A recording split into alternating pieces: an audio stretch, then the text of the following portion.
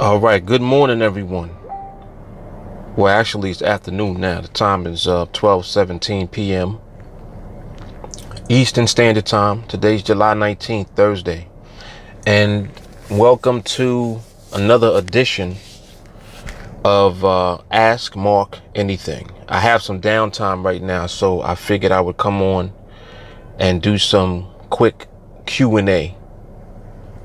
I'm going to address a couple of questions. One of them was actually presented by some of our students. They've been asking me this question for a while. I am going to answer the question. The question is, how do we deal with taxes on NADEX? And let me start off by saying that first and foremost, I'm not a tax advisor. Okay, I'm not an accountant.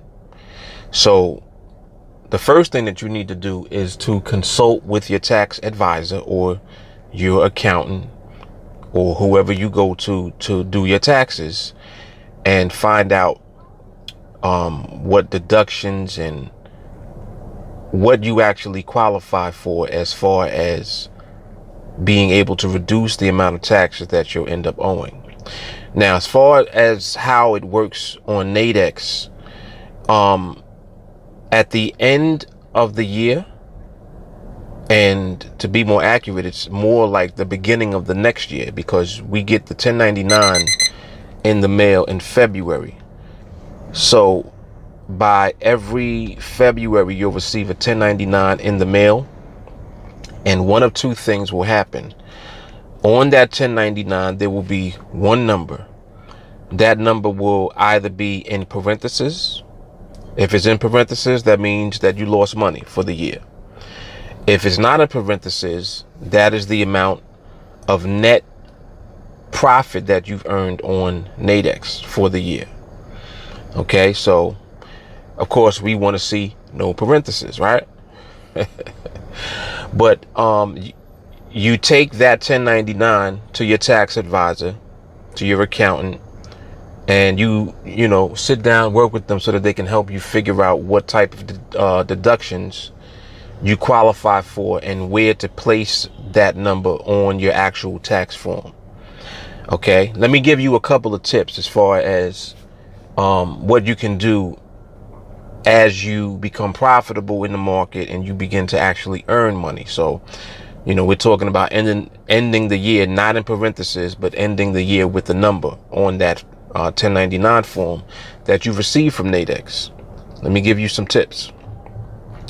As you make money on NADEX, a very good thing to do is whatever profits you earn,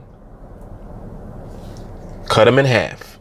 Set aside half, 50% of whatever you earn in profits on the platform, and just withdraw those profits from your account and keep them set aside in a separate account, like a separate bank account, or even an account that you won't have access to, so that you don't spend that money. Because it's a good practice to do that, so that by the end of the year, when you actually receive your 1099 in the mail, if you're profitable at the end of the year, you'll have more than enough money, cash, to actually pay for whatever taxes you might end up owing on your return.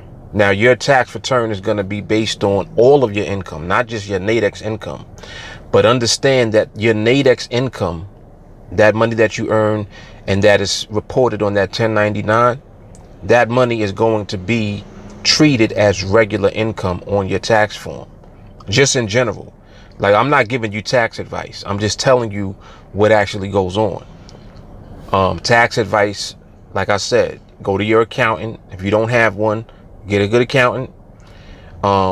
Get yourself a good tax advisor, somebody who knows about the deductions as an individual who receives income from a 1099. Okay, because that's what you are. If you're getting a 1099 of any type, there are certain deductions and certain things that you qualify for, because that represents a different type of income. It's treated as regular income for tax purposes, but it also represents a different type of income. So there are certain itemized deductions that you may qualify for. In fact, there are deductions that you do qualify for. So I'm not going into all of that, but get yourself a good tax accountant, get yourself a good tax advisor, and let them help to guide you through what you actually qualify for so you can pay less taxes. All right. So there's your answer to, how do we handle taxes on NADEX? I think that's a very good detailed description of how to handle it. All right. So hopefully that'll be helpful to you guys. And another question that is very, very popular and is frequently asked. Let me see.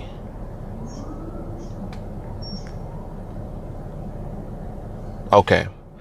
Well, I'll just ask it the way that the most recent person asked the question. The question was, do you send, let me not even ask that. Hold on. There was a different question I wanted to go into, because I'm gonna do that one in the next one.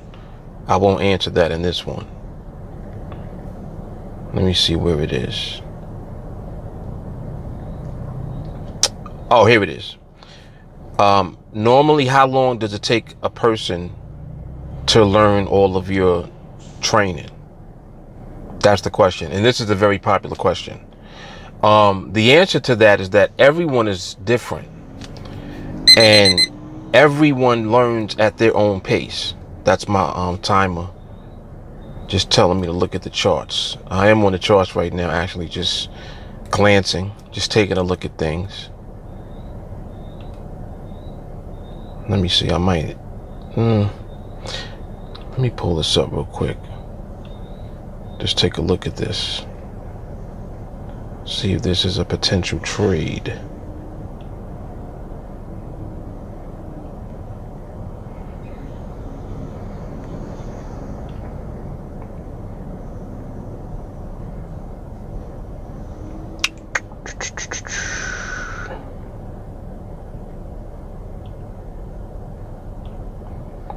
Let me pause this for 1 second.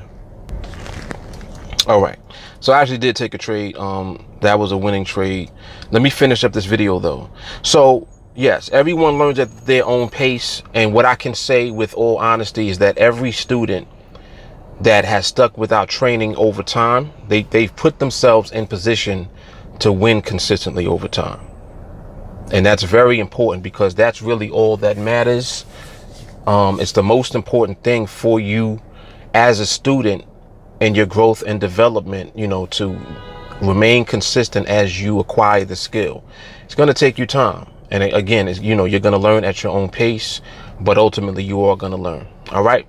Ask Mark anything. You guys direct your questions to me on Facebook. And my wife is about to come in here.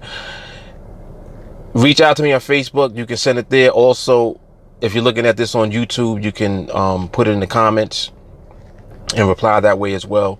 Ask me anything. Just throw your questions in there, and I'll make sure I get to it. All right, Mark Fuller. Ask Mark anything. Talk to y'all later. Peace. Oh, and I wanted to throw this other question in also. Forgive me. I'll just add this on at the end, so it'll be a continuation. But it'll all be in the same video. People love to ask, can I follow your trades? Can I copy the same trades that you're taking? And when we're in training, the times that we train every night, Monday through Thursday, usually we get on the charts around 8:30 p.m. Eastern Standard Time. Sundays around 8 p.m., right? Now, there may not be any trades that are presented during the time that we're training. And we're very strict with the trades that we get into. Very strict. Like, we're not here to train. I'm not going to train you to take trades that you're not supposed to take unless I'm giving you examples of what not to do. That's one thing. But as far as valid trades, Of course, there will be examples of that. There are plenty of examples of that through the archives that we have. We got 150 videos, 150 training videos already in existence, and we record all of our live training. So